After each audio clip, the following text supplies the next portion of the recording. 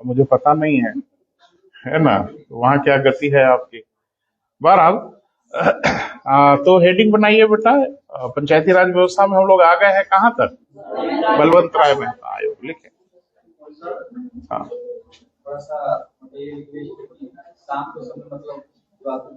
नहीं उचित नहीं होगा ना बेटा। वो एक्चुअल में उसमें से वो सारे बच्चे हैं जो पेइंग वाले हैं, है ना, तो उनको ये बुरा लगेगा कि इसमें किसको और ले आके बैठाते, है ना। हम पढ़ाएंगे बेटा आपको विषय। नहीं नहीं ठीक, अभी जो हो रहा है उसको होने दीजिए, फिर हम ये उपलब्ध होंगे ऑफिस में। चलिए, बलवंत राय मेहता आयोग, ठीक है। तो क्या है बेटा, क्यों बनाया गया, थोड़ा सा आइडिया तो आपको लगा ही है, लेकिन फिर से नोट कर लीजिए। देखिए, सामुदायिक विकास कार्यक्रमों के सामुदायिक विकास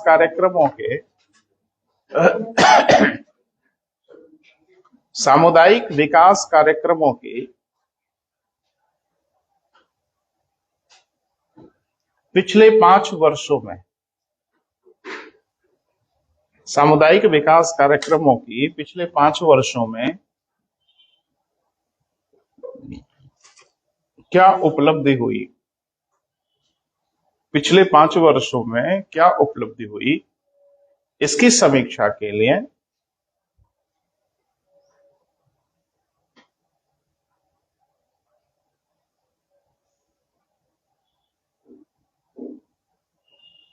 उन्नीस सौ 1957 में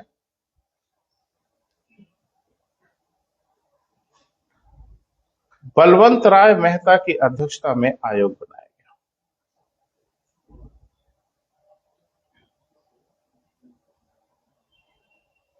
बलवंत राय मेहता की अध्यक्षता में क्या बनाया गया बेटा? आयोग बनाया गया। क्लियर है?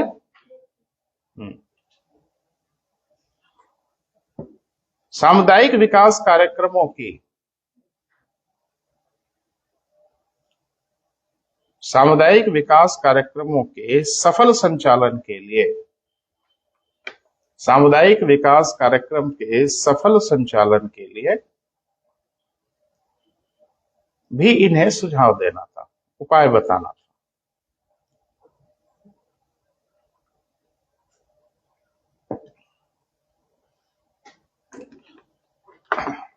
तो 2 उद्देश्यों से इनको बेटा बनाया गया आयोग। पहला उद्देश्य यह था कि आप जरा ये देखें कि माने एग्जीक्यूशन तो हुआ 5 सालों तक, 5 साल में जो एग्जीक्यूशन हुआ उसका असर हुआ, प्रभाव पड़ा लोगों पर, और जो अपेक्षित विकास था जनता का, यानी जो विकास होना चाहिए था, वो कुछ हम सफल हुए नहीं हुए, तो ये आयोग बनाया गया। और साथ में इनको ये भी काम सौंपा गया कि अगर कहीं कुछ कमी दिख रही हो इसके क्रियान्वयन, अगर क्रियान्वयन ठीक हो रहा है तो सो फॉर सो गुड, लेकिन अगर इसके क्रियान्वयन में कहीं गलती हो रही है, कुछ परेशानी हो रही है, तो आप उपाय भी सुझाइए कि आखिर कैसे इसको ठीक किया जाए। ये 2 काम इनको सौंपा गया, और इन्होंने साफ साफ बताया कि सब कूड़ेदान में चला गया, कुछ नहीं हुआ। और उसके पीछे कारण ये था, वाइब्रेशन में रखो बेटा मोबाइल, उसके पीछे कारण ये था कि नौकरशाही आपको नहीं पता है, ब्यूरोक्रेसी नहीं पता है। ब्यूरोक्रेसी की एक बहुत बड़ी परेशानी है बेटा, ये रूटीन वर्क करते हैं, ये विकास के काम को करने के लिए बने नहीं हुए। ब्यूरोक्रेसी के बारे में बहुत विशद जो अध्ययन किया था वो मैक्स वेबर ने किया था, नौकरशाही के जनक माना जाता है उनको। ये भी जर्मन थे, मार्क्स भी जर्मन थे, लेकिन बड़ी मजेदार बात है, दोनों समाजशास्त्री थे। जो मार्क्स थे, कार्ल मार्क्स जिसको आप सुनते हैं, वो भी समाजशास्त्री थे, और वेबर भी समाजशास्त्री थे। कोई बच्चा अगर समाजशास्त्र पढ़ा होगा, आप में से एकेडमिक में विषय रहा होगा ग्रेजुएशन वगैरह में, तो मार्क्स को भी पढ़ा होगा, वेबर को भी पढ़ा होगा, दुर्खिम को भी पढ़ा होगा, सिलेबस में है। अब शोर्ट सीरीज पढ़े हो चाहे कुछ भी पढ़े हो, जरूर पढ़ा होगा, है ना। तो वेबर ने जब समाज का अध्ययन किया, यानी कर रहे थे, तो बहुत कुछ अध्ययन किया, बहुत कुछ बताया, वो उचित नहीं है आपसे चर्चा करना, लेकिन उनको समाज में एक व्यवस्था देखी जिसको कहा जाता है नौकरशाही, ब्यूरोक्रेसी। एक्चुअल में ये भी फ्रेंच भाषा का शब्द है। फ्रांस में जो ड्रायर वाली मेज होती है ना, जिसमें ड्रायर होता है, या लिखने वाली मेज, उसको ब्यूरो कहा जाता है। तो एक्चुअल में शब्द लॉन्च तो फ्रांस से ही हुआ, और ये शब्द अच्छे के लिए नहीं लॉन्च हुआ, बहुत बुरे के लिए लॉन्च हुआ। माने बुरे सेंस में इसको बोला जाता था। धीरे धीरे पूरी दुनिया में फैल गया, इस शब्द का प्रयोग होने लगा। फिर मैक्स वेबर ने कहा कि देखो, नौकरशाही अच्छी है या बुरी है, इसके अलावा कोई विकल्प हो तो बता दो। सरकार की योजनाओं को लागू करने का कोई और तरीका आप बताइए, जिसे बिना नौकरशाही के लागू करके दिखा दो। कोई और तरीका है आपके पास? तो उन्होंने कहा कि यह अनिवार्य बुराई है। ये बुराई तो है, लेकिन इसके बिना कोई काम नहीं हो सकता। नौकरशाही के बिना अब सरकार हिल ही नहीं सकती, वो हाथ पांव जैसे है ना बेटा। विभाग के बिना कोई काम हो सकता है? विभाग ही नौकरशाही है। तो अब समस्या ये हो गई कि अगर ये अनिवार्य बुराई है तो मेरा बेटा बहुत बुरा है, ये कंफर्म हो गया। हाँ, कि सब लोग कहते हैं बहुत खराब है, बहुत खराब है, तो है मेरा ही बेटा। तो अब उसको जो है उसी में कुछ ठीक करने की कोशिश करें। आप कल्पना थोड़ी कर सकते हैं कि मेरा बेटा आईएएस बन जाता तो बड़ा अच्छा, आपके सोचने से थोड़ी बन जाएगा। और आपका बेटा एक गैंग बना के बाइक से इधर उधर घूम रहा है, तो गलत कल्पना कर रहे हैं आप। अब आपको ये देखना होगा कि हम उसको कैसे सुधार सकते हैं। आइडियोलॉजी बतियाने से नहीं होता, जो व्यवस्था है सामने है उसमें कैसे ठीक कर सकते हैं। वेबर ने यही कहा कि नौकरशाही को गरियाने से, नौकरशाही की आलोचना करने से, ताबड़तोड़ उस पर हमला करने से कुछ मिल जाएगा आपको? कुछ नहीं हासिल होगा। विचार ये करना है कि उसको कैसे ठीक किया जाए, उसको ठीक कैसे किया जा सकता है, इस पे काम करना। तो उन्होंने एक थ्योरी दिया, नौकरशाही का सिद्धांत, और बताया कि नौकरशाही को ये नियम से पालन करना चाहिए या सरकार को करवाना चाहिए। लेकिन एक बात तो तय हो गई थी, अमेरिका आपसे पहले से लोकतंत्र है, और अमेरिका में सारी व्यवस्थाएं आपसे काफी पहले से चल रही थी। और अमेरिका जिन चीजों को आप आज जान रहे थे ना, अमेरिका उसको पहले ही जान रहा है। और जब अमेरिका को ये पता चला कि सारे कार्यक्रम नौकरशाही के बूते पे हो रहा है, तो अमेरिका सर पकड़ लिया कि नौकरशाही के बूते पे कुछ नहीं होता। तो समझ ही गया कि क्या हुआ होगा। कहा बस जांच करके जरा सा देख लो क्या हो रहा है, और मालूम चला कि ढाक के 3 पार। तो फिर बलवंत राय मेहता ने कहा कि ये नौकरशाही के बूते पर अकेले काम नहीं हो सकता, और न ही इसको सफल किया जा सकता है। नौकरशाही इमोशनल लेस होती है बेटा, भावनाओं से परे होती है। बुरा मत मानना, आपका पेशेंट जब सदर हॉस्पिटल में जाता है ना, और आपको लगता है कि कैजुअलिटी कभी भी हो सकती है, दुर्घटना कभी भी हो सकती है, आप चीखते चिल्लाते हुए जाते हैं हॉस्पिटल में, डॉक्टर और नर्सों की सेहत पे कोई फर्क नहीं पड़ता, क्योंकि वो काम अपनी प्रक्रिया के ढंग से करेंगे। पेशेंट आपका होगा, हमारा थोड़ा ही, हम तो रातों दिन यही देखते हैं। अंदर से आप खींचते हैं कि जल्दी जल्दी काहे नहीं कर रहे हैं, वो नहीं करेंगे जल्दी जल्दी। क्यों? वो नौकरशाही है। आपके घर में डाकू घुसे हैं, आप थाने पे गए रिपोर्ट कराने, और बता रहे हैं कि हमारे घर में चोर डाकू घुसे हुए हैं, मर्डर ऑर्डर कर देंगे। दरोगा जी कहेंगे अच्छा क्या डाकू है, हथियार है, एफआईआर दर्ज कराइए।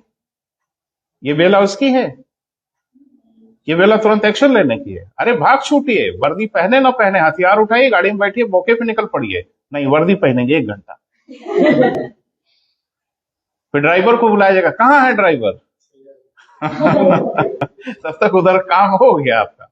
आपका व्यक्तिगत काम रहता तो भी ऐसे ही करते हैं। तो यही है परेशानी नौकरशाही की। हर प्रक्रिया जो होगी वो नियम से होगी, उसमें कोई शहीद हो जाता है तो हो जाए। तो ये तय हो गया बेटा, बलवंत राय मेहता ने बता ही दिया कि ठीक ठाक नहीं हो रहा है। लिखें, बलवंत राय मेहता ने अपने, सॉरी थोड़ा सा रिपोर्ट लिख लो बेटा, तब आगे बढ़ते हैं। लेकिन 1957 में ही इन्होंने अपना प्रतिवेदन प्रस्तुत किया। प्रतिवेदन माने रिपोर्ट। 1957 में ही इन्होंने अपना प्रतिवेदन प्रस्तुत किया।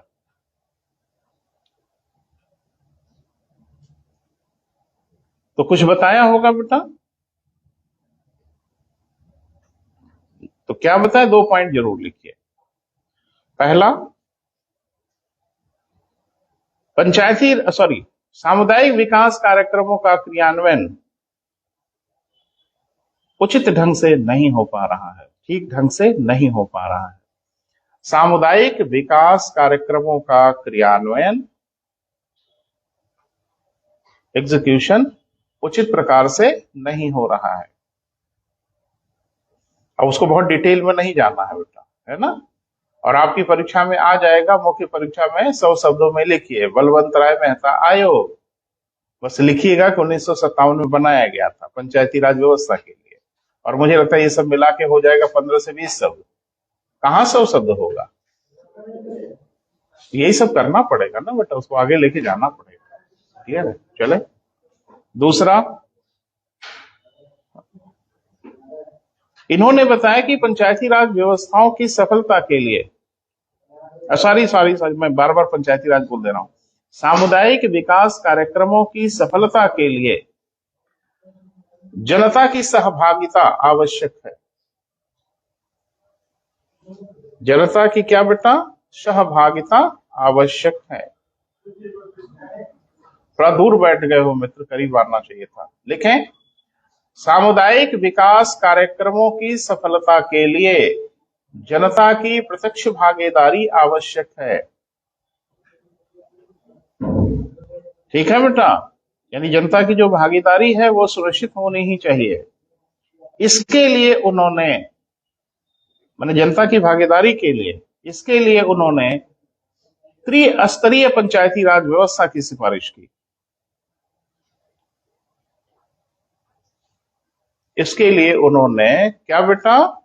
त्रिस्तरीय, 3 स्तरीय पंचायती राज व्यवस्था की सिफारिश की।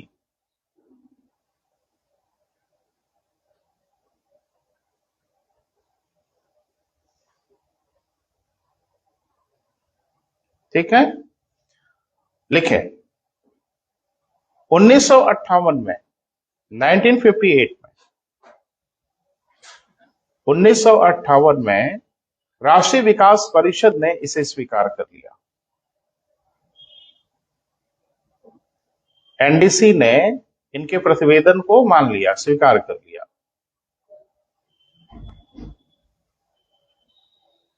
क्लियर है बेटा?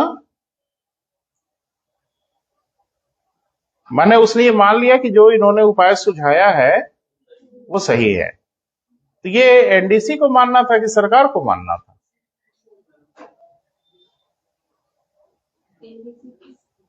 जी बेटा, एनडीसी क्या है यही पूछ रहे हो ना? कल तो मैंने कुछ बात किया था थोड़ा सा। हाँ, तो ये सब नहीं आने वाला, जिम्मेदारी आपकी है। तो कल वाला वीडियो देखो, अभ्युदय कोचिंग के पोर्टल पे चले जाइए, यूट्यूब चैनल पे चले जाइए, वहां कल का वीडियो है। ऐसे नहीं चलेगा ना बेटा, हम एक ही चीज बार बार नहीं बताएंगे, उचित भी नहीं है। सरकार को स्वीकार करना था कि एनडीसी को स्वीकार करना था? सरकार को स्वीकार करना था, तो एनडीसी स्वीकार कर रही।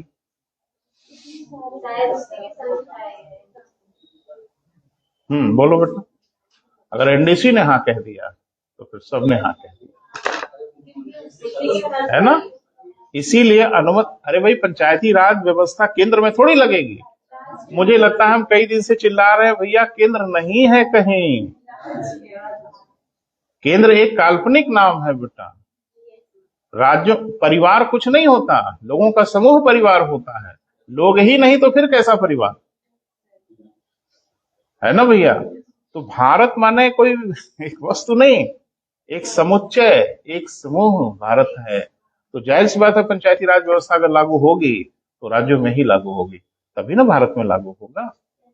तो राज्यों में लागू होगी तो राज्यों के जो सेनापति लोग हैं उनसे अनुमति तो लेनी ही पड़ेगी ना। तो उनसे अनुमति अगर आपने ले लिया और साहब ने भी अनुमति दे दिया तो फिर कौन माई कलाम रोकने वाला है। इसलिए एनडीसी से अनुमति ली गई कि एनडीसी तैयार अगर है तो एकदम क्लियर है, कहीं कोई परेशानी नहीं है। हाँ, अगर केंद्र की सरकार अनुमति दे देती तो भी बवाल हो जाता, फिर राज्य व्यवधान डालते कि नहीं ठीक नहीं है, ऐसा नहीं है, वैसा नहीं है ना। या कोई राज्य अनुमति दे देते, बाकी राज्य नहीं देते, तो भी इसको पूरे भारत में लागू नहीं किया जा सकता था। इसलिए अनुमति किससे ली गई बेटा? एनडीसी से अनुमति ली गई। एनडीसी अगर बोलेगा तो सब ठीक है, कहीं कोई परेशानी नहीं है। लेकिन 2 अक्टूबर 2 अक्टूबर गांधी जयंती के अवसर पर, क्योंकि सपना उन्हीं का था, पंचायती राज का सपना किसका था? गांधी जी का था, तो सही मौका मिल गया। अभी थोड़ा इंतजार करना पड़ा, लेकिन इंतजार कर लिए, 2 अक्टूबर आ ही गया। तो 2 अक्टूबर गांधी जयंती के अवसर पे 1959 में 1959 में राजस्थान के नागौर से पंचायती राज व्यवस्थाओं को प्रारंभ किया गया।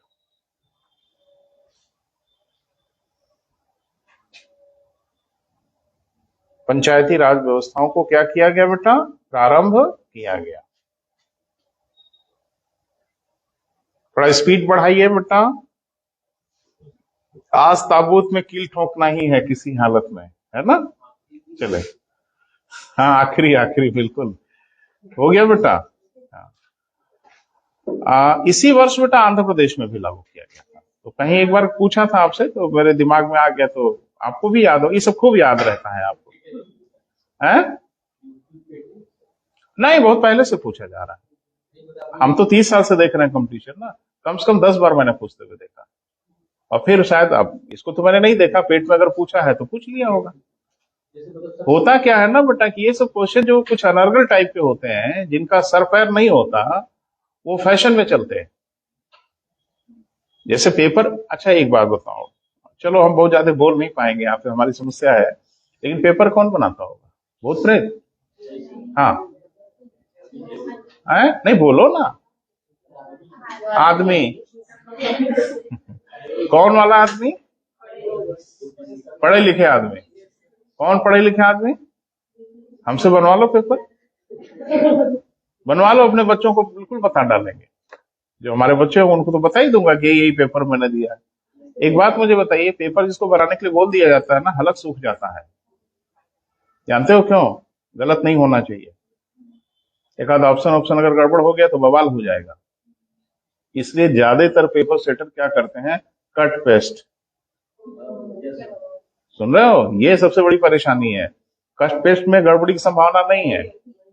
अपने क्वेश्चन बनाओगे, अगर एक आध विकल्प इधर उधर हो गया तो कोर्ट तक घसीटे जाओगे। तो सबसे बढ़िया तरीका है, जो पूछे उछे जा चुके हैं, जहां कोई लफड़ा फड़ा नहीं हुआ, उसी को कॉपी करके पेस्ट करो। इसीलिए आप देखते हैं ढेर सारे कंपटीशन में बहुत ढेर सारे क्वेश्चन कॉपी पेस्ट वाले होते हैं। मुझे लगता है कि ये सबसे सरल होता है। अभी ये टेट की परीक्षा जो गड़बड़ हुआ था पेपर, उसके बाद क्या हुआ था? सिर्फ कॉपी पेस्ट हुआ था। सारे के सारे क्वेश्चन कॉपी पेस्ट हो गए कि हड़बड़ी में कौन बवाल मोल ले। तो सतर्क रहिए, इसीलिए कहते पिछले साल के क्वेश्चन को देखते रहिए कि कब कॉपी पेस्ट हो जाए और आप आनंद में आ जाए, इसका कोई भरोसा नहीं है ना? ये सब जरूरी है बेटा। तो लिख लो बेटा। इसी पे फोन आ रहा है क्या? अरे वाह, ए अखिलेश, ये कैसे कॉल फॉरवर्ड नहीं हुआ क्या? व्हाट्सएप अगर कोई फोन कर रहा होगा। लाइव हो रहा है ना? एक्चुअली मेरी क्या परेशानी हो गई है, जरा सुन लो। सोशल मीडिया वगैरह पे मेरे कुछ कंटेंट्स रहते हैं, और नेट पे गूगल पे भी मेरा नंबर है। इसको बंद करो भाई, मैं डिस्टर्ब हो रहा हूँ। कोई नाम भी आ रहा है क्या? एक आध घंटे रिंग करेंगे क्या? चलो, तो हो क्या रहा, मेरी क्या परेशानी हो रही, जरा सुनो। नेट पे भी मेरा नंबर है, गूगल पे आप सर्च करोगे आर्या कैरियर पॉइंट मिल जाएगा आपको, फोन नंबर वगैरह मिल जाएगा, वीडियो भी मेरा रहता है, एक आध वीडियो बहुत चलता भी है, बहुत ढेर सारे लोग पसंद करते हैं। कुछ लोगों का स्नेह उमड़ जाता है, अब पता नहीं क्यों, तो बात करना चाहता हूँ उससे। अब हम एक आदमी है, दिन भर मुझे पढ़ाना है, हम कितने लोगों से बात करते हैं। और एक बात मैं बताऊं, मैंने आज तक प्रोफेशनल जो हमारी टीम है या प्रोफेशनल वर्क है, इसके अलावा मैंने किसी को फोन नहीं किया, मौका ही नहीं मिलता फोन करने का। तो जो हमारे रिश्ते हैं, जो हमारे परिचित हैं, उनका तो हम हालचाल ले ही नहीं पाते, और एक भैया जी मणिपुर से फोन करेंगे रात में 12 बजे व्हाट्सएप में, कैसे हैं आप? हमको हम बहुत खराब हैं, आइंदा फोन मत करना, है ना? आनंद जो ले रहे हैं वो लेते रहिए और बेवजह हमको फोन मत करिए। 50 से 60 फोन बेटा 10 बजे से 12 बजे के बीच में हर हाल में आते हैं। मैं फोन ही बंद कर देता हूँ, डोंट डिस्टर्ब कर देता हूँ। मुझे ये समझ नहीं आता कि आप कोई टीचर है, मान लो आप उसका वीडियो देख रहे हो, सारे लोग उसको फोन करने लगेंगे, वो पागल हो जाएगा कि रहेगा? ये सब कुछ लोग करते रहते, बाज नहीं आते, क्या बताया जाए। चले जी बेटा,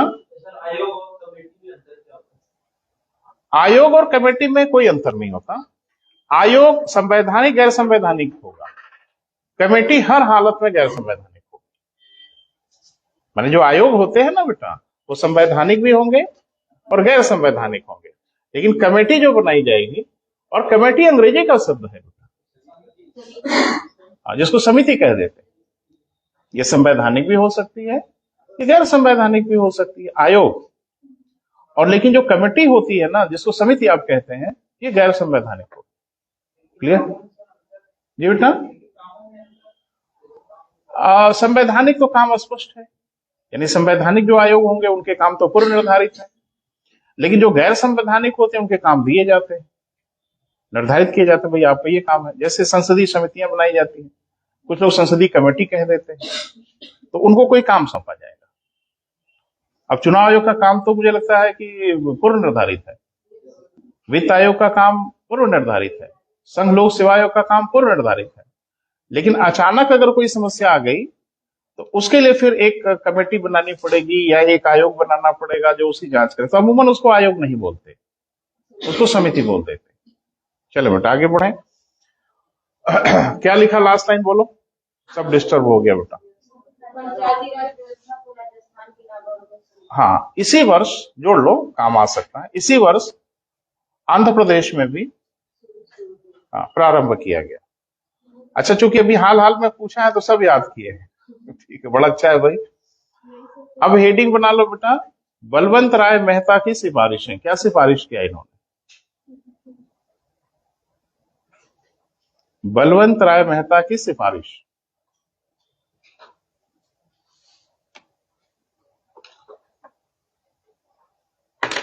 एक्चुअल में जब मैं क्लास में आता हूं ना बेटा, तो सारे कॉल को फॉरवर्ड कर देता हूं। अच्छा, आजकल कॉल करने का सिस्टम ये है कि व्हाट्सएप से भी कॉल कर लेते हैं लोग, इंस्टाग्राम से भी फोन कर लेते हैं और फेसबुक से भी फोन कर लेते हैं, तो वो सब मुझे नहीं पता बंद करना, तो वहां से कहीं ना कहीं से जगह बनाते हैं लोग। चले, पहला त्रिस्तरीय पंचायती राज व्यवस्था। पहला बेटा 3 स्तरीय पंचायती राज व्यवस्था, तीनों स्तर का नाम लिखना होगा। पहला क्या बेटा? त्रिस्तरीय पंचायती राज व्यवस्था। तो 3 स्तर क्या है जरा देख लो। एक तो होगा बेटा ग्राम पंचायत, एक होगा क्षेत्र पंचायत या क्षेत्र समिति भी कह देते हैं, है ना बेटा, और तीसरा जिला पंचायत। स्तर आप समझ ही रहे हैं कि गांव के स्तर पे, ये खंड के स्तर पे, ब्लॉक के स्तर पे, और ये जिले के स्तर पे। यानी इन्होंने कहा कि त्रिस्तरीय ये होना चाहिए, तीनों स्तरीय हो। गांव स्तर पे भी होगा, जिसको हम लोग क्या बोलेंगे बेटा? ग्राम पंचायत। ब्लॉक स्तर पे जो होगा क्षेत्र पंचायत या क्षेत्र समिति कह देंगे, और जिला स्तर पे जो होगा जिला पंचायत या जिला समिति भी कहा जाता है इसे। क्लियर है बेटा? ये 3 स्तर आपको दिख रहा है। अगला पॉइंट, इन्हें और अधिक सशक्त किए जाने की आवश्यकता है। सॉरी, इन्हें सशक्त किए जाने की आवश्यकता है।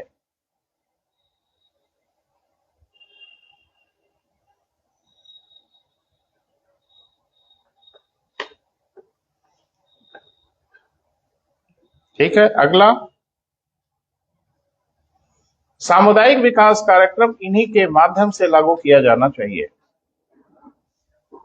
सामुदायिक विकास कार्यक्रम इन्हीं के माध्यम से लागू किया जाना चाहिए।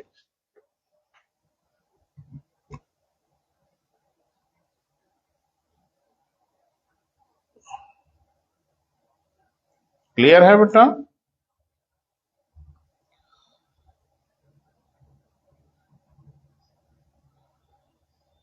नेक्स्ट पॉइंट लिखो।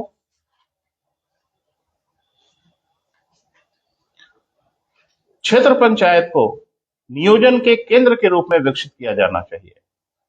यानी जो मध्य स्तर है इसको प्लानिंग के सेंटर के रूप में डेवलप किया जाना चाहिए। क्षेत्र पंचायत को नियोजन के किस रूप में बेटा? केंद्र के रूप में विकसित किया जाना चाहिए।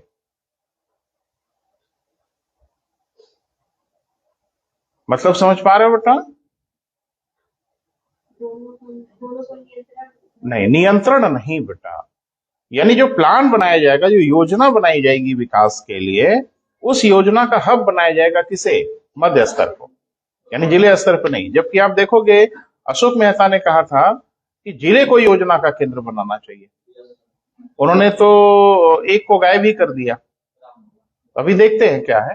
लेकिन इन्होंने कहा कि ये वाला जो स्तर है इसी को नियोजन का केंद्र बना के काम करना चाहिए। क्लियर है बेटा? आगे बढ़िए।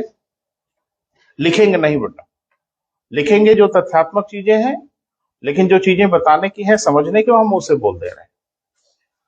यानी शुरू तो हो गया, यहां कोई काम शुरू होता है तो बड़े उत्साह से शुरू हो जाता है, लेकिन बहुत जल्द ही उत्साह फिर ठंडा भी हो जाता है ना? तो शुरू तो हो गया, पंडित जवाहरलाल नेहरू बड़े उत्साहित थे और धीरे धीरे इसको पूरे भारत में उन्होंने लागू करने का प्रयास किया। लेकिन बाद के वर्षों में लगा कि इसे कुछ खास हासिल हो नहीं पा रहा है, तो फिर ये धीरे धीरे ब्यूरोक्रेसी के ही चंगुल में जाते था। भाई सबसे बड़ी परेशानी यह है बेटा कि आपने संवैधानिक अधिकार जब दिया ही नहीं, तो ब्यूरोक्रेसी तो बैकबोन में खड़ी ही थी पीछे।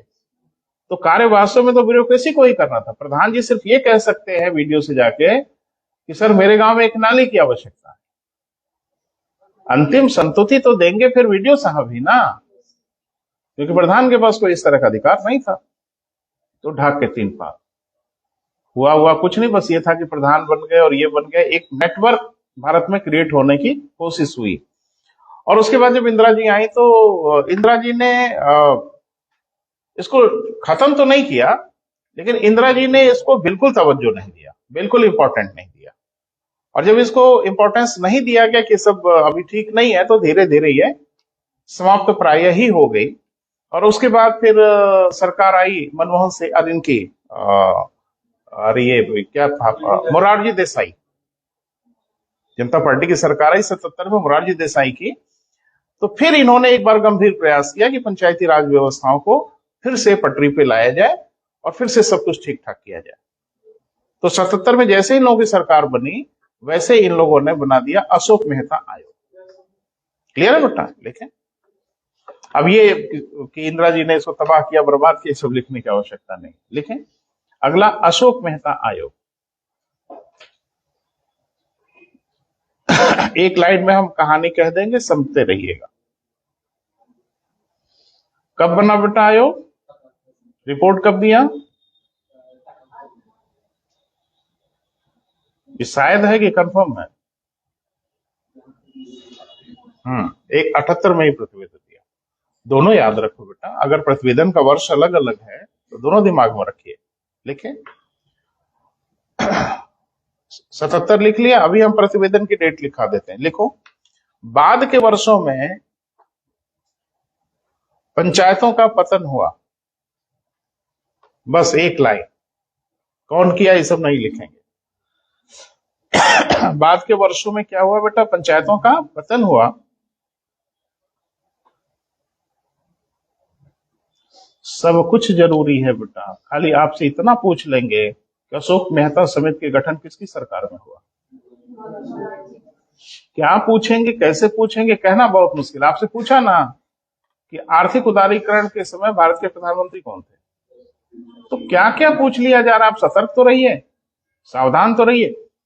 आप 100% सतर्क नहीं हो सकते, लेकिन मैक्सिमाइज तो हम कर ही सकते हैं ना बेटा। ज्यादा से ज्यादा चीजों पर नजर तो रख ही सकते हैं, 100% नहीं रख सकते। एग्जामिनर कुछ ऐसा पूछ सकता है, अपना बता पाए, लेकिन हम ज्यादा से ज्यादा चीजों पे नजर रखें तो ओवरऑल जीत हमारी होगी। क्लियर है बेटा? लिखें, जनता पार्टी के शासन में या जनता पार्टी की सरकार में मोरारजी देसाई प्रधानमंत्री बने।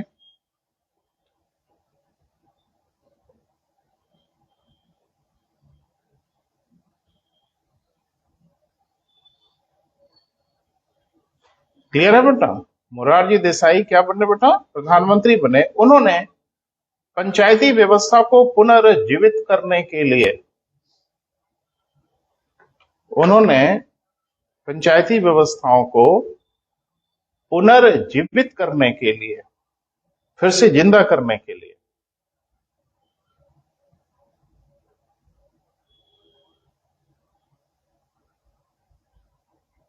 1977 में अशोक मेहता की अध्यक्षता में आयोग बनाया।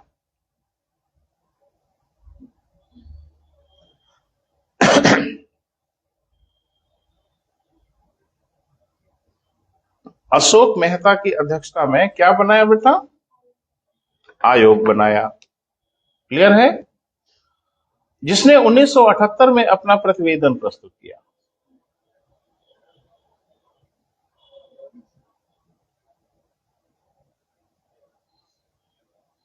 जिसने 1978 में अपना क्या बेटा? रिपोर्ट प्रस्तुत किया, प्रतिवेदन प्रस्तुत किया। तो क्या प्रस्तुत किया बेटा? वो लिखना होगा। मनुष्य थे। इनकी रिश्तेदारी कहाँ थी? कुछ भी हो यार, उससे हम लोगों के अनर्गल चीजों पर ध्यान मत केंद्रित करिए। अशोक मेहता कौन थे? इनकी उम्र कितनी थी? अशोक मेहता मरे कब? इनके बच्चे कैटो थे? अरे बेकार की चीजों से हमारा कोई लेना देना नहीं। चलो बेटा आगे बढ़े। रिपोर्ट क्या दिया इन्होंने, ये महत्वपूर्ण है, तो लिख लें क्या प्रतिवेदन दिया।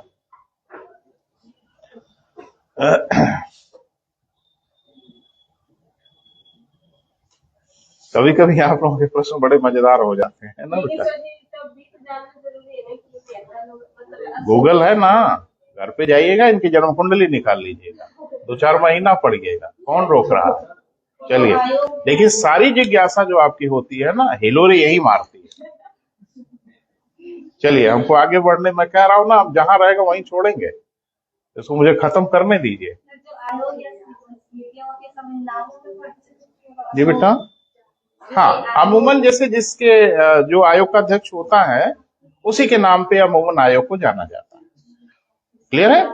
अब जैसे आपने पढ़ा सरकारी आयोग, शीतलवाड़ आयोग, तो अध्यक्ष लोगों के नाम पे ही आयोग को नाम दे दिया जाता है। अमूमन ये परंपरा है।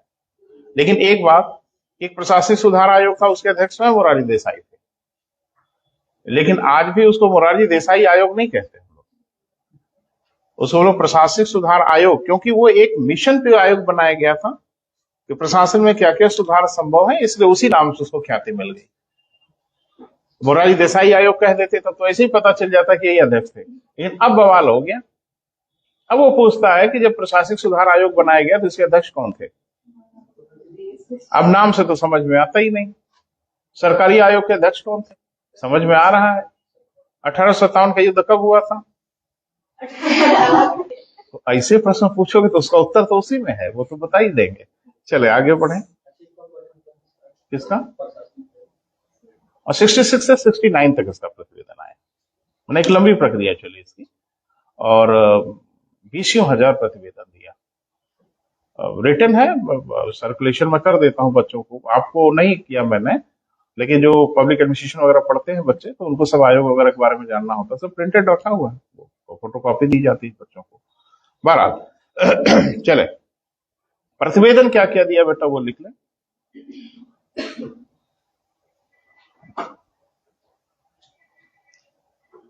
पहला, द्विस्तरीय पंचायती राज व्यवस्था की स्थापना की जाए,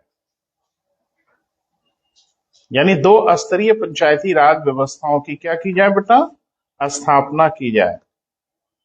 थोड़ा स्पीड बढ़ाइए बेटा।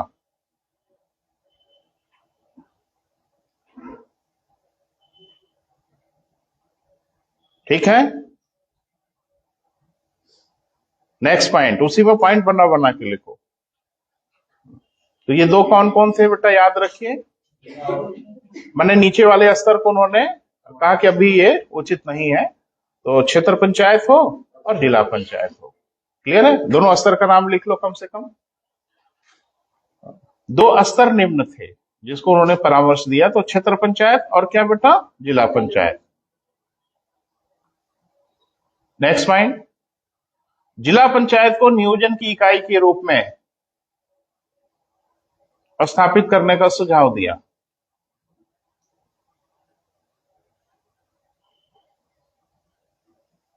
जिला पंचायत को नियोजन की इकाई के रूप में स्थापित करने का क्या किया बेटा, सुझाव दिया।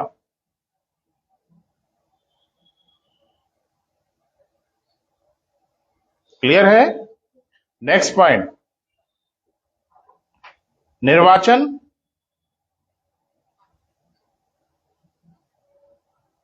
पार्टियों के आधार पर होंगे, यानी जो प्रत्याशी होंगे पार्टी द्वारा घोषित किए जाएंगे और पार्टी के चुनाव चिन्हों पे चुनाव होगा, ऐसा इन्होंने कहा। आगे नेक्स्ट पॉइंट, इसके लिए पृथक निर्वाचन आयोग की सिफारिश की, मैंने इनके निर्वाचन के लिए एक अलग से निर्वाचन आयोग होना चाहिए।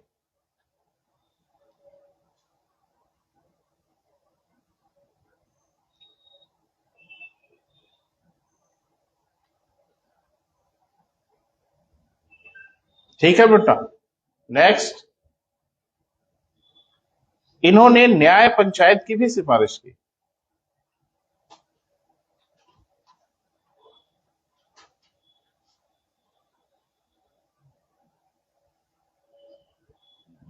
इन्होंने किसकी बेटा, न्याय पंचायत की भी। अभी न्याय पंचायत का प्रावधान है, अभी जो 73वां संविधान संशोधन हुआ इसमें न्याय पंचायत का प्रावधान है। अनुच्छेद मत याद करो, है या नहीं है ये बताना है। कैठो अनुच्छेद याद करोगे, 243 ए से 243 ओ, 243 ओ के बाद क्या आएगा, पी, 243 जेड, 243 जेड ए से 243 जेड जी, गाड़ी का नंबर है, याद करते रह जाओगे तो बहुत अनुच्छेद के फिराक में ना पड़ो, है ना। अनुच्छेद तो हम लिखा ही देंगे, हम जो पूछ रहे बस वो बता दीजिए कि क्या जो 73वां संविधान संशोधन हुआ इसमें न्याय पंचायत की भी बात की गई थी कि नहीं। अगर न्याय पंचायत की बात की गई तो अशोक मेहता की बात को माना गया, क्योंकि रिकमेंडेशन पहली बार तो अशोक मेहता ने ही दिया था, बोल नहीं रहे। और ये आयोग किसने बनाया था, जनता पार्टी की सरकार ने। और 73वां संविधान संशोधन जो किया था वो कांग्रेस पार्टी ने किया था। कांग्रेस पार्टी वाला आयोग तो बलवंत राय मेहता है। तो थोड़ा तो घर पे माथापच्ची करिएगा, है ना। सब इतिहास, भूगोल, राजनीति सब जोड़ना पड़ता है तो कीजिए। हाँ बिल्कुल की गई है बेटा। किसके लिए,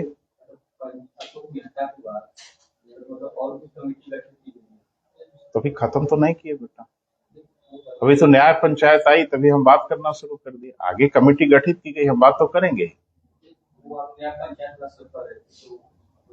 हम ये पूछ रहे हैं, अभी जो अचानक हमारे दिमाग में आया कि अभी जो 73वां संविधान संशोधन हुआ है क्या इसमें न्याय पंचायत की बात है कि नहीं है।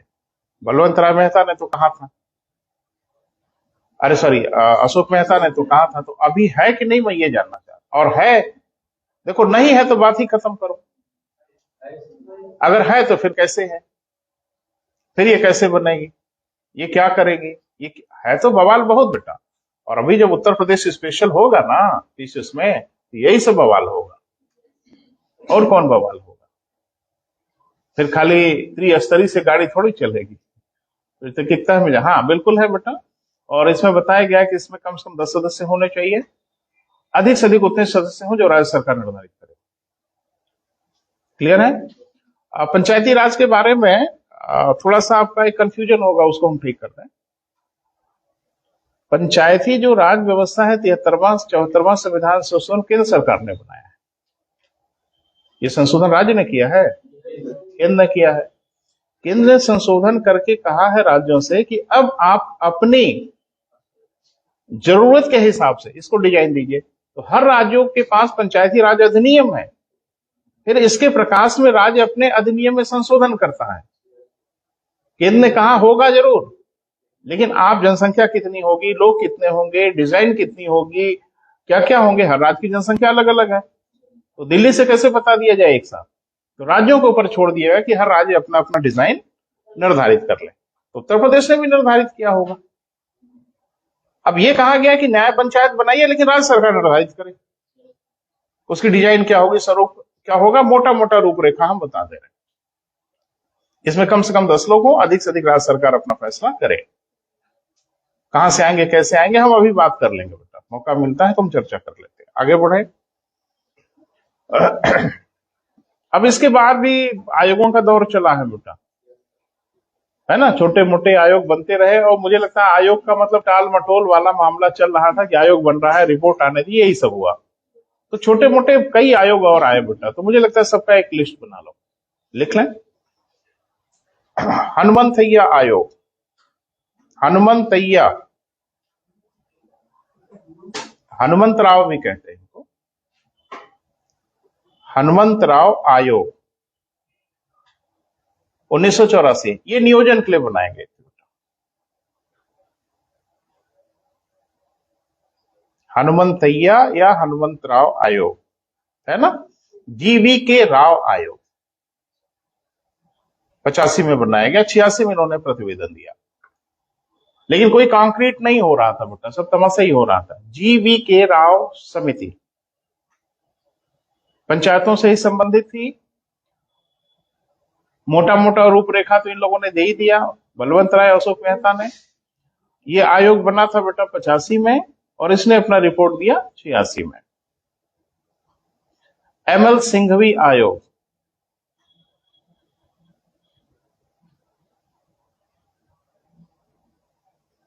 एमएल सिंघवी आयोग कब बेटा, 86 में, 86 में। ये आयोग ने तो कई अपना प्रतिवेदन दिया, लेकिन एक प्रतिवेदन इसका बहुत ही इंपॉर्टेंट है, तो मुझे लगता है वो जरूर लिखिए, लिखें। सिंघवी आयोग ने पहली बार पंचायती राज व्यवस्थाओं को संवैधानिक दर्जा देने की सिफारिश की।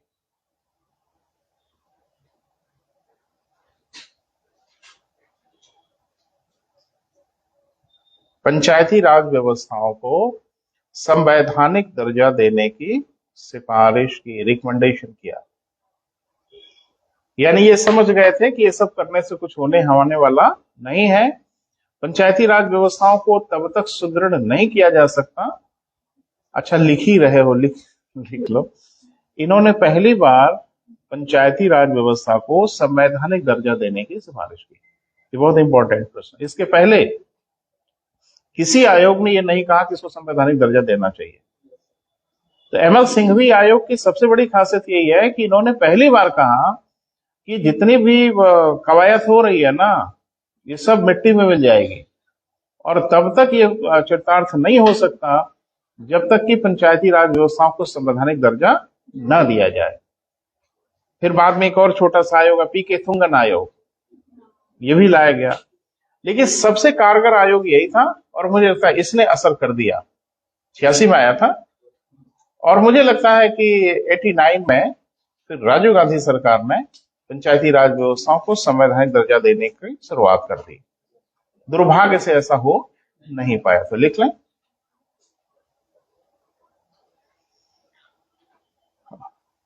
उन्नीस सौ नवासी में, 89 लिख लोगे ना, ये कॉन्वेंट वाले नहीं लिख पाते, ठीक है, तो 89 लिखो। 1989 में राजीव गांधी सरकार ने, अभी आजकल बेटा बड़ी भारी तकलीफ जानते हो क्या हो गई है, जो नई पढ़ाई लिखाई का सिस्टम है ना, अंग्रेजी आती है ना हिंदी आती है। भाई हम लोग के जमाने में कम से कम हिंदी तो आई जाती थी ठीक ठाक से, और हम लोग के जमाने में ना प्राइमरी स्कूल के आसपास एक विशेष प्रकार का वृक्ष हुआ करता था, जरूर होता था, हर प्राइमरी स्कूल के आसपास वो वृक्ष जरूर दिखता था, पौधा, और जिसका नाम था बेहया। नाम सुना है, देखा है, हाँ, जरूर रहता था, पता नहीं कौन लगाया रहता था भैया। और मास्टर साहब सुबह सुबह विद्यालय खोलने के बाद एक बच्चे की जिम्मेदारी होती थी कि 10-15 ठो ले आओ, वो बढ़िया बढ़िया छांट छांट के ले आता था बेहया। और बेहया बना देते थे घंटे भर के अंदर, है ना। तो पढ़ाई लिखाई होती थी भैया। आजकल तो डांट दिए तो एफआईआर करा देंगे, काहे डांट दिए मेरे बच्चे को। हाँ, हम फिर नहीं, टीचर को क्या गरज, बाढ़ में जाओ ना। एक बात मुझे बताओ, कुछ ऐसे रिलेशन होते हैं जिसके बीच में कानून को नहीं आना चाहिए, और ऐसे रिश्तों में जहां जहां कानून घुसा है सिवाय तबाही के कुछ हुआ नहीं। टीचर और स्टूडेंट के बीच में कानून काहे आएगा? पुत्र और पिता के बीच में कानून नहीं आना चाहिए, नहीं आना चाहिए। अमेरिका में है कानून, अगर डांटा तो डायल करेगा, पुलिस को कंप्लेन करेगा, पापा डांटे हैं, एफआईआर, जेल भेजो। तो समस्या ये है बेटा कि नहीं, हम हमारे यहाँ सुनो, जैसे जैसे ये वाणिज्यिक हो गया शिक्षा ना बेटा, तभी तो सर्वनाश हो गया। नहीं तो हम लोग को याद है कि पीट पीट के टीचर, अध्यापक आदमी बना देते, और घर का कोई व्यक्ति नहीं जाता था कंप्लेन करने कि काहे मारे, है ना। हाँ, बल्कि जब मास्टर साहब कहीं रास्ते से मिल जाते थे कहते थे और मारे होते, मैंने और उत्साह बढ़ाते थे कि नहीं बहुत सही काम हो रहा है, इनको पीट पाट के आदमी बनाइए, और आदमी बन जाते थे। अभी तो साहब कोई लेना ही देना नहीं है, तो इसके बीच में कानून क्यों आएगा? तो टीचर को अफेक्शन होता था, टीचर को बच्चों से लगाव होता था, वो अपने बच्चों जैसा उसको समझते थे, और मारते थे, विद्वेष से नहीं मारते थे। एक पिता अपने पुत्र के साथ थोड़ा सा जो फिजिकल हैरेसमेंट करता है वो किसी विद्वेष से नहीं करता, वो बिगड़ रहा है, वो खराब हो रहा है, इसलिए वो ऐसा करता है। टीचर भी वही करते थे, और टीचर को मारने से रोक दिया, टीचर का बाढ़ में जाए। मुझे याद है एक टीचर ऐसे थे बेटा कि पहले 8 की परीक्षा बोर्ड से होती थी, काफी पहले। वो परीक्षा के 1 महीना पहले सारे बच्चों को अपने स्कूल पे बुला लेते थे, बोरिया बिस्तर लेके आओ, राशन पानी लेके आओ, लालटेन भी लेके आओ। उस जमाने में यही था। वो टीचर को अलग से तनख्वाह मिलती थी, इसके लिए अलग से उसको सैलरी मिलती थी नहीं। घर का काम उनका बाधित होता रहा होगा, घर से मुक्ति ले लेते होंगे, अरे उस उम्र में बड़ी जिम्मेदारी होती है परिवार की। लेकिन वो 1 महीने अपने विद्यालय पर रोकते थे, अपनी निगरानी में पढ़ाते थे, और धुनाई उनाई भी करते थे, है ना। और फिर कहाँ सोने देंगे, तो पढ़ते रहना होगा। ऐसे टीचर हुआ करते थे बेटा। अब तो कोई टीचर अपने विद्यालय के समय पे ठीक ठाक से पढ़ा दे, वही बहुत बड़ी उपलब्धि है। एक्स्ट्रा टाइम में आप क्या पढ़ाएंगे, कोई ये सब करता नहीं, लगाव ही नहीं है किसी के साथ। बहरहाल कानून से सब कुछ नहीं होता बेटा, लेकिन कुछ चीज कानून से भी होती है। आप किसी से याचना करेंगे कि देखिए अपराध मत करिए, तो कानून से रोकेंगे, है ना, रोक ही रहे हैं। इलाहाबाद में निरंतर कोशिश हो रही कि रोक ही लेंगे, रोक लेंगे, पक्का रोक लेंगे। चलिए बेटा आगे बढ़े। पंचायती राज व्यवस्था है पूरे स्टेट में ना, मतलब पंचायती राज व्यवस्था क्षेत्र पंचायत जनजातीय क्षेत्रों को छोड़ के, जनजातीय क्षेत्रों, हाँ जनजातीय क्षेत्र, मैंने बोला था ना कि राज्यपाल के पास अधिकार है, तो उन इलाकों में नहीं लागू है। वेस्ट बंगाल में आपने देखा होगा वहां 4 स्तरीय है, तो राज्यों को अधिकार दिया गया कि अपने हिसाब से परिवर्तित करिए, सुटेबल अगर है तो करिए, जनसंख्या जितनी है उसके हिसाब से बनाइए, ये सब चलता रहता है। चलो आगे बढ़ो बेटा। हाँ 89 में क्या बेटा, राजीव गांधी सरकार ने 64वां 65वां संविधान संशोधन विधेयक प्रस्तुत कराया। कौन सा बेटा, 64वां 65वां संविधान संशोधन विधेयक प्रस्तुत कराया, जो लोकसभा से तो पारित हो गया परंतु राज्यसभा से पारित नहीं हो पाया।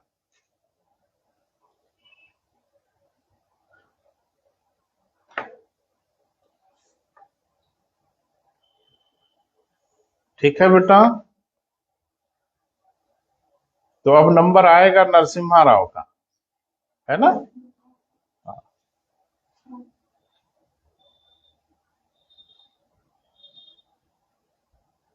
नेक्स्ट पॉइंट लिखो, दिसंबर 1991 में, दिसंबर 1991 में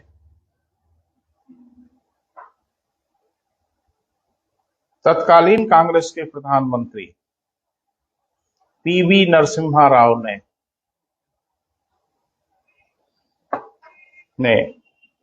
73वां 74वां संविधान संशोधन विधेयक प्रस्तुत कराया।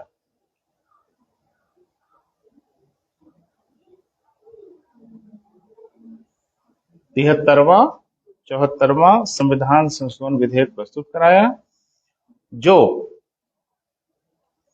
1992 में पारित हो गया।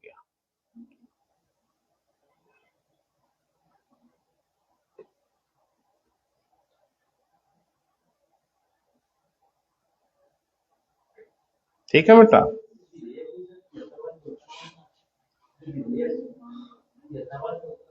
नहीं सुन पा रहे हैं।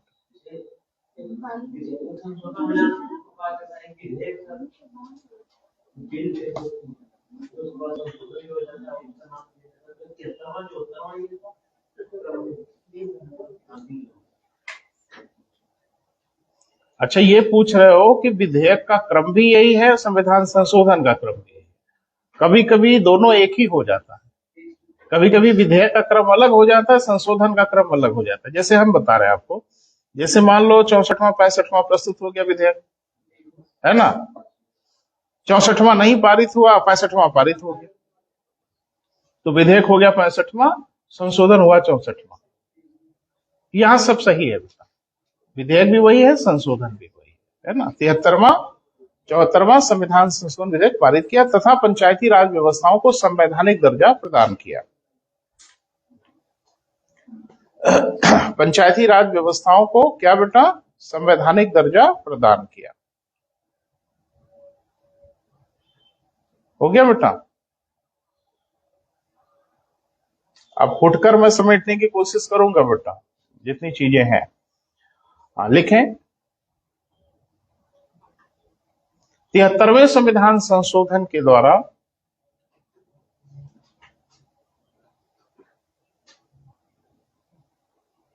संविधान के भाग 9 में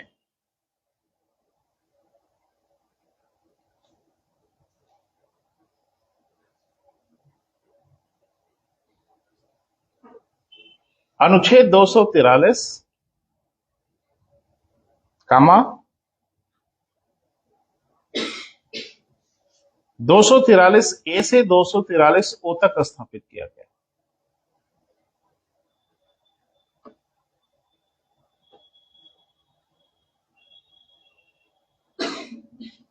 कैट अनुच्छेद हो गए 16, 243 भी है ना बेटा, एक 243 और फिर 243 ए से 243 ओ तक स्थापित किया गया, यानी कुल कितने बेटा, 16 अनुच्छेद स्थापित किए गए। इसके लिए संविधान में 11वीं अनुसूची स्थापित की गई।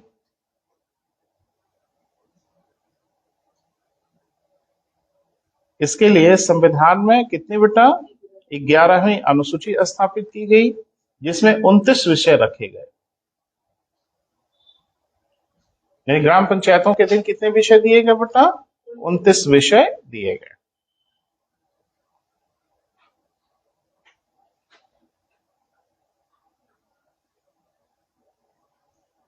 हाँ लिखें, इसमें त्रिस्तरीय पंचायती राज व्यवस्था को स्वीकार किया गया।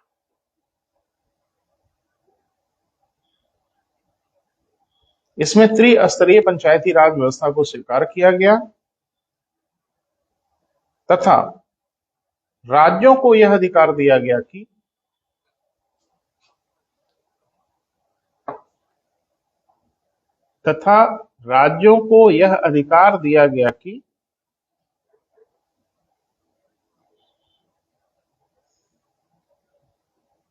अपनी आवश्यकता अनुसार इसमें परिवर्तन कर सकते हैं।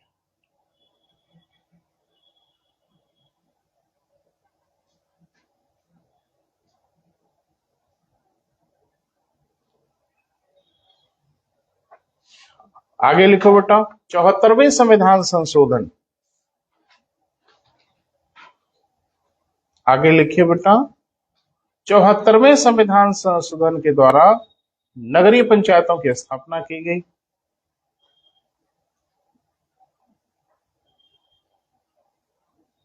नगर पंचायतों की क्या की गई बेटा? स्थापना की गई। इसके लिए संविधान में भाग 9 का स्थापित किया गया।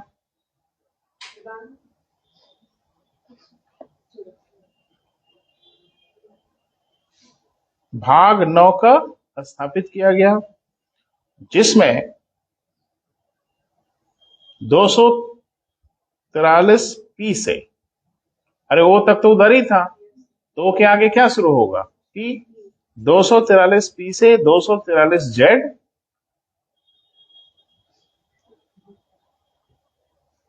तथा 243 जेड ए से। नहीं समझ पा रहे हो बेटा?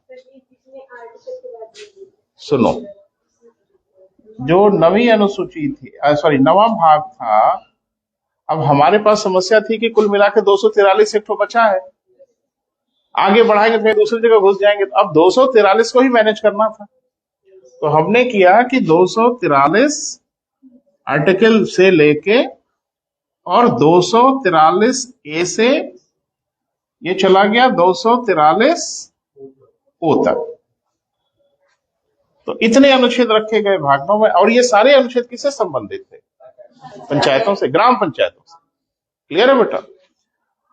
अब जाहिर सी बात है कि अगर 9 का आप कहोगे तो अब अनुच्छेद तो इसके आगे ही जाना पड़ेगा ना।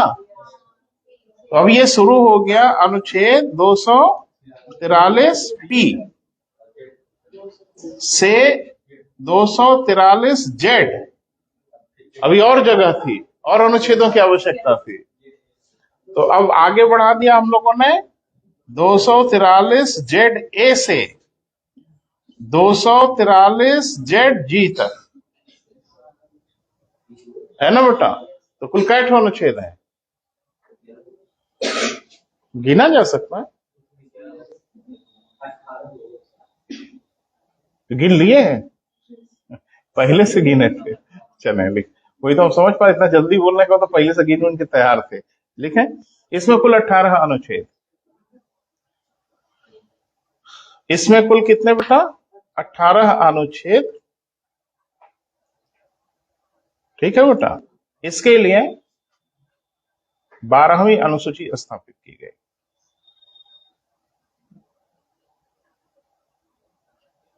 इसके लिए कौन सा बेटा? 12वीं अनुसूची स्थापित की गई, जिसमें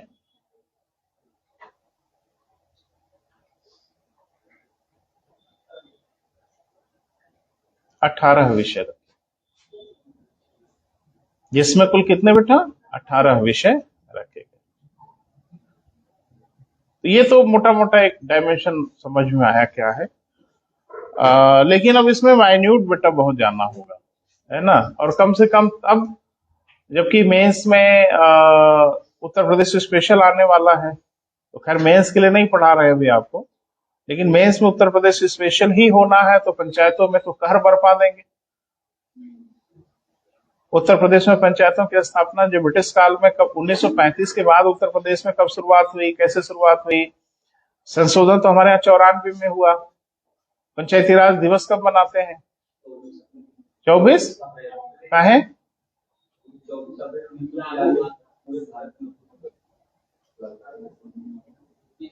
तो सुना तो संशोधन तो 92 में ही हो गया था, लागू हुआ। Very good. देखो, आज संशोधन हो गया तो उसको फिर एग्जीक्यूट करना पड़ता है। एग्जीक्यूट करने की तारीख, जैसे आपको मैंने पढ़ाते समय बताया था ना कि 86वें संविधान संशोधन से वर्ष 2002 में शिक्षा के अधिकार को मौलिक अधिकार बनाएंगे। प्रभावी कब किया गया? 2010 में। 2010 में मुझे 8 साल का इंतजार करना पड़ा, क्योंकि तब तक सरकार अपना ताना बाना तैयार कर रही थी। कई विधि तो ऐसी है ना बेटा जो अब तक लागू नहीं हुई है, रेडी है, वो बटन दबाना, दबा ही नहीं रहे। याद है कोई? चलो आज इसको हम निपटाते हैं बेटा, नहीं परेशान। जब निवारक निरोध विधि से किसी को गिरफ्तार किया जाता है, नहीं कुछ और बोल रहे हैं, जब प्रिवेंटिव डिटेंशन के माध्यम से किसी को गिरफ्तार किया जाता है, पढ़ा है आपने, तो उसके लिए कोई उपचार नहीं होता, क्योंकि 22 का उपचार उसके लिए नहीं होता। तो फिर ये जनता पार्टी की जो सरकार आई मोरारजी देसाई ने, तो इसमें 44वां संविधान संशोधन किया और कहा कि 3 महीने से अधिक गिरफ्तारी करनी हो तो फिर न्यायालय से इसकी अनुमति लेनी चाहिए। हो गया, लागू अब तक नहीं किया गया। संशोधन हो चुका, एग्जीक्यूट नहीं किया गया। तो ऐसे ढेर सारे हैं, जब सरकार जब चाहे तब एग्जीक्यूट कर, सरकार को लगा ठीक नहीं है, वो बना के चले गए। अब लागू तो हमको करना है ना, नहीं करेंगे। कोई सरकार नहीं लागू करती, तो तमाम सरकारें आएगी, कोई तो लागू कर दिया होता, नहीं किया। तो ये सब बनना अलग चीज है, फिर एग्जीक्यूट करना अलग चीज है। तो 24 तारीख को इसको एग्जीक्यूट कर दिया गया, इसीलिए इसको हम लोग पंचायती राज दिवस के रूप में मनाते हैं। अब कुछ प्रश्न है मेरे दिमाग में बेटा, वक्त कम है तो संक्षेप में बात करेंगे। नगर किसको कहते हैं?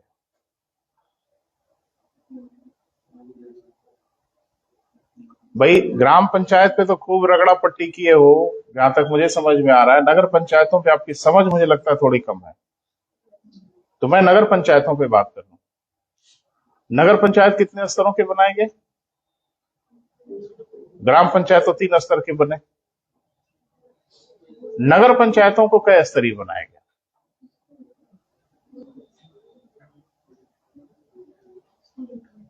बड़ा निरीह भाव से काहे देख रहे हो बेटा, है ना? हम तो पढ़ाएंगे, पढ़ाने के लिए मैंने छेड़ा है। पंचायत तो खूब रटे हो, तो मुझे लगता है इस पे मैं 2 मिनट बात करूंगा बेटा, है ना? हेडिंग बना ले, नगर पंचायत। यानी 74वां जो संविधान संशोधन था किसके लिए था बेटा? नगर पंचायतों के लिए। तो नगर पंचायतों का भी कुछ स्तर बनाया होगा। कुछ याद आ रहा है बेटा? बोलो, डरो नहीं। अच्छा, बेइज्जती हो जाएगी, ये बड़ी भारी समस्या है कि कहीं गलत हो गया तो बेइज्जती हो जाएगी। कौन बेइज्जती यहाँ किसकी होनी है भैया? सर उसको भी 3 स्तर पे बनाया गया। 3 स्तर पे श्योर है? अब वो हमारे एक मित्र बता रहे हैं कि इसको भी 3 ही स्तर पे बांटा गया था। Are you sure? हाँ, तीनों का नाम बोलो फिर से, हम लिखेंगे बोर्ड पे। रुको रुको रुको रुको, अब मुझे से याद नहीं था, तुम बोल रहे हो तो हम लिख लेते, नहीं हम ही भूल जाएंगे। अच्छा, यही बेइज्जती है। अच्छा, बेइज्जती महसूस हुई बेटा? अरे कौन बेइज्जती बेटा? देखो, 2 जगह कोई बेइज्जती नहीं होती। 2 स्थानों पे हमेशा दिमाग से निकाल दीजिएगा कि आपकी बेइज्जती नहीं होनी है। एक टीचर के सामने और एक डॉक्टर के सामने। बेबाक ढंग से अपनी बात कही है, कोई बेइज्जती नहीं होनी है। और नहीं अगर छुपाया तो फिर बहुत परेशानी हो जाएगी। अच्छा, डॉक्टर के पास जाके लगोगे सर मानने, डॉक्टर पूछ रहा है क्या दिक्कत है? अरे सर क्या, तो क्या करने आए हो भैया? सोचे थे आपका हाल चाल ले ले। तो हाल चाल लेने गए हो डॉक्टर का? अगर आप डॉक्टर के पास गए हो तो कंफर्म है कि आपको कुछ परेशानी है। आप टीचर के पास आए हो तो है कुछ दिक्कत, इसीलिए ना आए हो। अब कहाँ दिक्कत है उसकी डायग्नोस तो होनी ही चाहिए। पेट दर्द कर रहा है, डॉक्टर पूछ रहा है क्या परेशानी है? अरे सर रहने दीजिए। नहीं बताइए। उसमें भी झूठ बोल दिया, सर दर्द कर रहा है, तो दवा सर वाली दे देगा। परेशानी तो ये है ना भैया। तो टीचर के सामने, डॉक्टर के सामने ईमानदार रहिए, क्या दिक्कत है बेटा? और एक बात देखो, एक कहावत है बेटा कि अपनी अज्ञानता को अगर आपने छुपाया तो आप जिंदगी भर हंसने का मौका देंगे, और अगर अपनी अज्ञानता को आपने प्रदर्शित कर दिया तो एक बार कोई हंसेगा, उसके बाद कोई नहीं हंसेगा। तो हो गया एक बार, अब कहाँ कोई हंसने वाला है। नाम बोलो बेटा। नगर पंचायत। नगर, वेरी गुड। पंचायत, हाँ। दूसरा नगर परिषद, नगर परिषद, हाँ। नगर निगम, यही ना बेटा? 3 स्तर है, ऐसा हमारे मित्र ने कहा। तो लगभग ठीक है, अब इसको ठीक कर दिया जाएगा, अभी ठीक हो जाएगा। पहला स्तर आपने बिल्कुल सही बताया। दूसरा स्तर है नगर पालिका परिषद, और तीसरा जो स्तर है वो नगर निगम है, और कुछ जगहों पे इसे महानगर निगम कहते हैं। लेकिन ध्यान रखना, महानगर निगम कोई चौथा स्तर नहीं है। बस ये कहा गया कि जिन नगरों की जनसंख्या उत्तर प्रदेश में, ये पूरे भारत के लिए नहीं लागू है। अरे भारत में उत्तराखंड में किस नगर की जनसंख्या 10 लाख ढूंढोगे आप? हम लोग महान जनसंख्या वाले लोग हैं, ठीक है, तो हमारा नियम अलग होगा। पूरे भारत में हर जगह जनसंख्या ऐसे ही होगी? नहीं होगी। तो ये बेटा छूट गया आपका यहाँ पे पालिका, नगर पालिका परिषद। जैसे आजमगढ़ में क्या है? नगर पालिका परिषद है। तो क्यों है? अब ध्यान से सुनो। 74वें संविधान संशोधन में कहा गया कि नगरीय क्षेत्रों में 3 प्रकार के निकाय होने ही होंगे, लेकिन ये वो राज्य सरकार निर्धारित करेगी कि कितनी जनसंख्या पे आपके यहाँ कौन होगा। नहीं समझ पा रहा है? अच्छा, 74वें में ही जनसंख्या का निर्धारण कर दिया जाए तो भारत के हर प्रदेश में उतनी जनसंख्या है? अरे किसी प्रदेश में जनसंख्या कम है, किसी प्रदेश में जनसंख्या का वितरण अलग है। तो जाहिर सी बात है कि उन्होंने कहा कि ये 3 क्षेत्र तो बनाना ही पड़ेगा आपको, लेकिन राज्य सरकार ये निर्धारित करेगी कि कितनी जनसंख्या पे अपने यहाँ क्या बनाना चाहते हैं। और आपको नगरीय क्षेत्रों को 3 भागों में बांटना ही होगा। एक को संक्रमणशील क्षेत्र, एक को लघुत्तर नगरीय क्षेत्र, और एक को बृहत्तर नगरीय क्षेत्र आपको घोषणा करनी पड़ेगी। यानी हर राज्य अपने अधिनियम ये बताए कि हमारे नगर की ये 3 कैटेगरी है, क्या जनसंख्या पे आपने निर्धारित किया, ये आपका फैसला होगा। लेकिन नगरों को 3 श्रेणी में बांटना पड़ेगा। एक को क्या कहेंगे बेटा? नहीं, एक नगर को हम लोग कहेंगे संक्रमणशील क्षेत्र, एक नगर को हम लोग कहेंगे लघुत्तर नगरीय क्षेत्र, और एक नगर को हम लोग कहेंगे बृहत्तर नगरीय क्षेत्र। हर प्रदेश को यह घोषणा करनी पड़ेगी। लेकिन जनसंख्या का कितना निर्धारण करेंगे, ये आप फैसला कर लीजिएगा। उत्तर प्रदेश ने कर लिया है फैसला। उत्तर प्रदेश ने कहा कि 30,000 से 1 लाख की जनसंख्या पर हमारा संक्रमणशील क्षेत्र होगा। उत्तर प्रदेश सरकार ने अपने अधिनियम में निर्धारित किया कि 30,000 से 1 लाख की जनसंख्या वाले जो नगरीय क्षेत्र होंगे उनको हम कहेंगे क्या बेटा? संक्रमणशील क्षेत्र। 1 लाख से 5 लाख की जनसंख्या वाले जो हमारे नगर होंगे उनको हम बोलेंगे लघुत्तर नगरीय क्षेत्र, और 5 लाख से अधिक जनसंख्या वाले जो नगर होंगे उत्तर प्रदेश में उनको कहा जाएगा बृहत्तर नगरीय क्षेत्र। और यह भी साथ में जोड़ दिया गया कि अगर जनसंख्या 10 लाख से अधिक होगी तो भी बृहत्तर नगरीय क्षेत्र ही रहेगा, लेकिन वहां नगर निगम ना कह के महानगर निगम कह देंगे। बस इतना सा अंतर करेंगे। तो उत्तर प्रदेश में कहा गया कि नगर पंचायतों की स्थापना वहां होगी जो लघुत्तर नगरी। पूछेगा लघुत्तर नगरीय क्षेत्रों के लिए किस नगरीय निकाय की स्थापना की जाती है? तो मैं बार बार यही तो कह रहा हूं कि फोकस का नजरिया बदलिए बेटा, क्योंकि जो आप सोच रहे हैं जरूरी नहीं कि एग्जामिनर भी वही सोच रहा हो, है ना। एग्जामिनर की सोच से अपनी सोच मिलाइए तो बात बनेगी। नगर पंचायतों की स्थापना किस प्रकार के नगरीय क्षेत्रों में होती है? संक्रमणशील क्षेत्रों में। नगर पालिकाओं की पूरे भारत में, उत्तर प्रदेश में नहीं, पूरे भारत में नगरीय क्षेत्रों को 3 भागों में ही वहां की सरकारों को बांटना पड़ेगा। संक्रमणशील क्षेत्र, लघुत्तर नगरीय क्षेत्र, बृहत्तर नगरीय क्षेत्र। संक्रमणशील क्षेत्र के लिए होगा नगर पंचायत, लघुत्तर नगरीय क्षेत्रों के लिए होगा नगर पालिका परिषद। ये पालिका छूट गया है बच्चे से तो लिख लीजिएगा, यानी नगर पालिका परिषद। और बृहत्तर नगरीय क्षेत्रों में क्या होगा बेटा? नगर निगम होगा। अब उत्तर प्रदेश ने क्या निर्धारित किया है वो भी जान लें। उत्तर प्रदेश ने निर्धारित किया है कि 30,000 से अधिक हो, 1 लाख से कम जनसंख्या हो, तो ऐसे नगरीय क्षेत्रों को हम क्या बोलेंगे? संक्रमणशील क्षेत्र। यानी अब वो नगर की ओर प्रस्थान कर रहे हैं, जिसको हम बोलचाल की भाषा में हमारे यहाँ टाउन एरिया बोल देते हैं। क्लियर है बेटा? अभी आते हैं बेटा, उस पर भी बात करते हैं। और उत्तर प्रदेश में 1 लाख से 5 लाख के बीच में नगर पालिका परिषद, और उत्तर प्रदेश में 5 लाख से अधिक पे होगा नगर निगम। क्लियर है बेटा? यही है, सब नगर निगम कहलाएंगे, लेकिन जिनकी जनसंख्या 10 लाख से अधिक होगी उनको नगर निगम न कह के महानगर कहेंगे, उनको मेट्रो कहेंगे। उन नगरों को नगर न कह के मेट्रो कहेंगे, महानगर। लखनऊ क्या है? अरे महानगर है।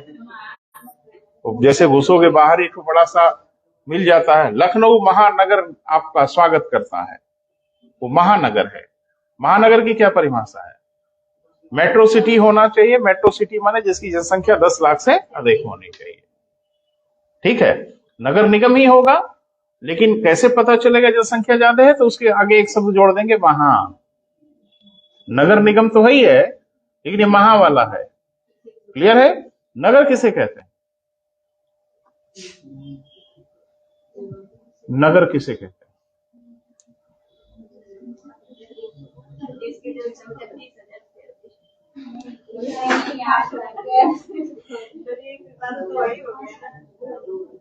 नगर को परिभाषित किया है जनगणना आयोग ने। वो न बताएगा कि नगरीय क्षेत्र एक ग्रामीण क्षेत्र है, या आप बताएंगे, हम बताएंगे। तो उसने कुछ अपना क्राइटेरिया निर्धारित किया है, तभी ना हम पूछ रहे हैं बेटा, और काहे के लिए पूछ रहे हैं? आजमगढ़ नगर है? शहर वाला इलाका। कैसे मालूम चलता है? लाइन से घर बने हो, पक्के पक्के मकान ज्यादा हो, है ना? गाय भैंस ना पालते हो लोग। हाँ, तो कुछ लोग पालते भी हैं, वो अलग बात है। जी बेटा बोले। अरे हमको तो लगा अंतरिक्ष में भी नगर हो सकता है। अरे ये कौन सा तो क्राइटेरिया बता रहे हो बेटा कि वो क्षेत्र होना? क्षेत्र तो होगा ही। क्या है? कुछ क्राइटेरिया है, वही तो पूछ रहे हैं। देख लिए इतनी देर में लग रहा है, मोबाइल में बहुत सक्रिय रहते हैं। नहीं नहीं, मजाक कर रहे हैं भाई, ध्यान से सुनो। जनगणना आयोग ने निर्धारित किया कि नगरीय क्षेत्र उनको कहेंगे जिनकी जनसंख्या कम से कम 5,000। 5,000 से कम जनसंख्या नहीं होनी चाहिए, है ना? लेकिन खाली 5,000 की जनसंख्या पे ही नगर नहीं कह देंगे।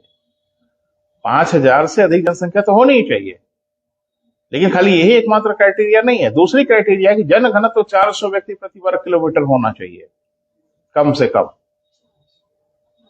अभी हम लिखाते हैं बेटा, मत परेशान हो। जनघनत्व तो 400 व्यक्ति प्रति किलोमीटर से कम नहीं होना चाहिए। तीसरा कि 75% जो पुरुष हैं वो गैर कृषि कार्यों में लगे हों, है ना बेटा? 75% जो कार्यशील लोग हैं वो कृषि नहीं, गैर कृषि कार्य में लगे हों। ये क्राइटेरिया जो पूरा करेगा वो नगर कहलाएगा, है ना बेटा? तो पहले तो इसको लिखो बेटा। लिखें, नगर पंचायतों के लिए नगरीय क्षेत्रों को 3 भागों में विभाजित किया गया। नगरीय क्षेत्रों को 3 भागों में विभाजित किया गया। समय बहुत बढ़ता जा रहा है बेटा। 3 भागों में विभाजित किया गया।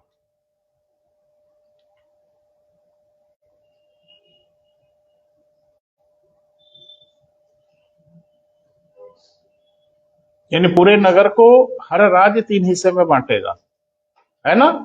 कितनी जनसंख्या पे बांटेगा आपका फैसला, लेकिन 3 भागों में बांटना ही पड़ेगा। क्लियर है बेटा? कौन कौन तीनों भाग है? लिखिए। पहला, संक्रमणशील क्षेत्र।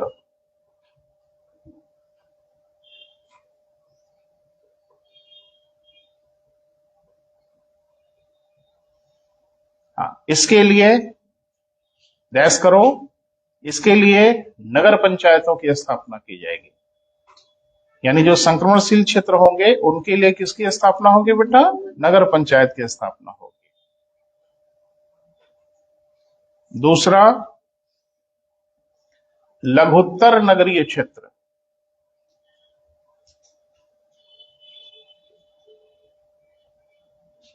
लघुत्तर नगरीय क्षेत्र में क्या होगा बेटा?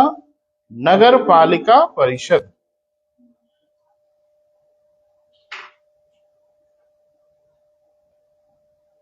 नगर पालिका परिषद हो गया बेटा। तीसरा, बृहत्तर नगरीय क्षेत्र।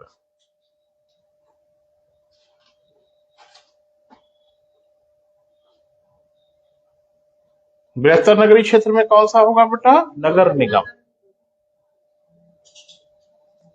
नगर निगम होगा। ठीक है, अब ये पूरे भारत के लिए अप्लाई होगा। पूरे भारत के हर राज्य को पहले बताना पड़ेगा कि आपका लघुत्तर नगरीय क्षेत्र कौन है, संक्रमणशील कौन है, बृहत्तर कौन है, जनसंख्या कितनी होगी, ये फैसला आप करना। एक चीज बताओ, उत्तर प्रदेश जनसंख्या का जो मापदंड अपनाएगा वही उत्तराखंड भी अपना लेगा? संभव है? गए हो उत्तराखंड? नहीं, ऐसे पूछ रहे, मजाक में पूछ रहे। नहीं, अगर उत्तराखंड गए हो तो वहां आपके जैसे गांव तो नहीं होते। पहाड़ी इलाका, एक तो घर पहाड़ के उस कोने पे है, एक तो उस कोने पे है, जनघनत्व इतना मिलेगा ही नहीं, जनसंख्या उतनी मिलेगी नहीं। देहरादून की जनसंख्या जो वहां की सबसे बड़ी जो सिटी है, उसकी जनसंख्या लखनऊ के आगे क्या है? कुछ नहीं है। तो वो भी तो अपना बनाएगा ना क्राइटेरिया, वो भी कहेगा कि हमारे लघुत्तर नगरीय क्षेत्र ये होंगे, संक्रमणशील ये होंगे। लेकिन 3 की घोषणा करनी पड़ेगी। जनसंख्या कितनी होगी ये फैसला आप करिएगा। तो उत्तर प्रदेश ने फैसला किया होगा। तो क्या किया है उत्तर प्रदेश वाला जानते हैं। एक ने कहा कि सर गोवा का बता दीजिए, तमिलनाडु का सर बता दे। मेरे बस का नहीं है ना, मैं उत्तर प्रदेश का बताऊंगा, बात करता हूं। लेकिन अरे पागल हो जाओगे आप पढ़ते पढ़ते। पूरे भारत से हमारा क्या लेना देना भाई। लिखे, उत्तर प्रदेश में 30,000 से 1 लाख की जनसंख्या पर संक्रमणशील क्षेत्र, तो मतलब आप समझी गए कि संक्रमणशील क्षेत्र होगा तो क्या होगा? नगर पंचायत, है ना बेटा। आगे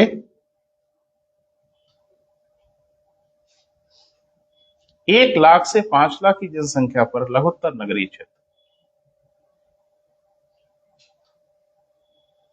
लघुत्तर नगरीय क्षेत्र क्या कहेंगे बेटा? नगर पालिका परिषद। Very good. 5 लाख से अधिक जनसंख्या पर क्या बेटा? बृहत्तर नगरीय क्षेत्र। कहां? पूरे भारत में? बस उत्तर प्रदेश में, पूरे भारत से नहीं, खाली उत्तर प्रदेश की बात हो रही है ना। तो यहां क्या होगा बेटा? नगर निगम। लिखें, किंतु उत्तर प्रदेश के वे नगर जिनकी जनसंख्या 10 लाख से अधिक होगी उन्हें महानगर कहेंगे। नगर न कह के महानगर कहेंगे, मेट्रो कहेंगे, है ना बेटा। मेट्रो माने जहां मेट्रो ट्रेन चलती हो। अरे नहीं, महानगर में ट्रेन चलती इसलिए मेट्रो कह देते हैं, है ना। उत्तर प्रदेश में जिन नगरों की जनसंख्या 10 लाख से अधिक होगी उन्हें महानगर कहेंगे। क्लियर है बेटा? वहां महानगर निगम की स्थापना की जाएगी। ठीक है अखिलेश जी, आ जाइए। वहां महानगर निगम की स्थापना की जाएगी। अच्छा चलो, पढ़ना बेटा हम यहीं रहेंगे, घबराने की जरूरत नहीं है। कल हम कुछ बात और कर लेंगे, थोड़ा सा कुछ कसर मुझे लग रहा है, अब बहुत लंबा ले जाना ठीक नहीं। ठीक है बेटा।